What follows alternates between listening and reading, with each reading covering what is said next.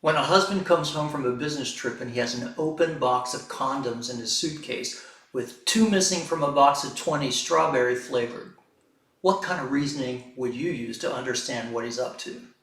Deductive or inductive reasoning? Hi, I'm Bo Sebastian, your stress relief coach. I'm also a hypnotherapist, and I promise this short video is going to change the way you view stress. In the human brain, you have 2 types of reasoning, deductive and inductive reasoning. Deductive reasoning is simply using empirical knowledge to come to a conclusion like 1 plus 1 equals 2. Inductive reasoning is the method our brain uses to test hypothetical ideas and theories. We use deduction, and from that evidence, we use an inductive prediction.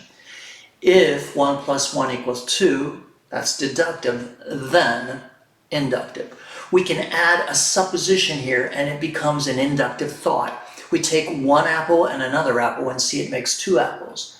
Then we can add another apple to that pair and see it makes 3. We predict that if we add another 10 more apples, it will make 13. The proper evidence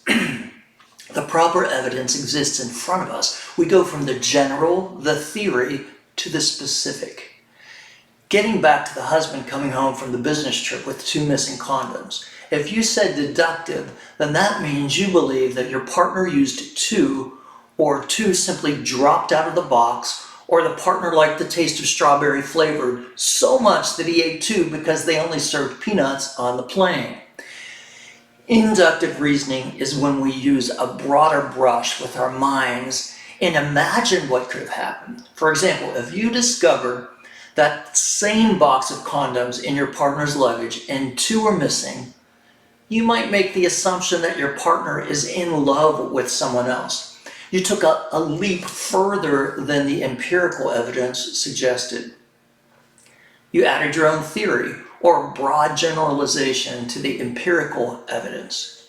Okay?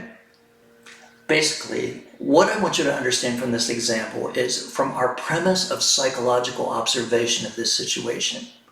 When you find the box of condoms with 2 missing, if you used logic or deduction, then you're simply subtracting 2 from 20 to get to 18. That's it. That's as far as our deductive brain can take us.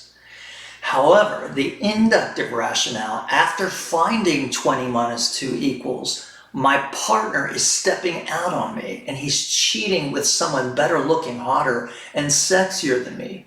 So the inductive is the opposite of the logical. This is important to understand because to get to peace, where I want you to be, you cannot assume truth from the question why. And assumptions rather than empirical evidence always lead to why. The premise of anxiety comes at us at exactly the same time we ask the question why. Why does 1 plus 1 equal 2? Why does 20 minus 2 equals 18? In other words, we are not satisfied with the reality of the evidence. We need to go one step past the deductive to create a few inductive answers. And to those answers, we ask the question, why again? This premise, my dear friends watching this video, is exactly what causes anxiety in your life. We can't release ourselves of the many tangents and stories we get from the question why. Think about that. The question why doesn't give you a better answer than what you see right in front of you. It just keeps you in your inductive anti-logic, in your broad generalizations, long enough to sacrifice what you're looking for, peace. This is why I developed the zeroing out technique for people like me and just like you. My book From 10 to Zen, Releasing Stress with the Zeroing Out Technique, is now out in paperback, hardback, and audiobook. And if you want the Kindle version of the book, it's only $1.99. Who can't afford that? If you're a Prime member, it costs nothing. The link to the book is in the program notes below. Get your copy for $1.99 on Kindle, or read the paperback, or listen to the audiobook now.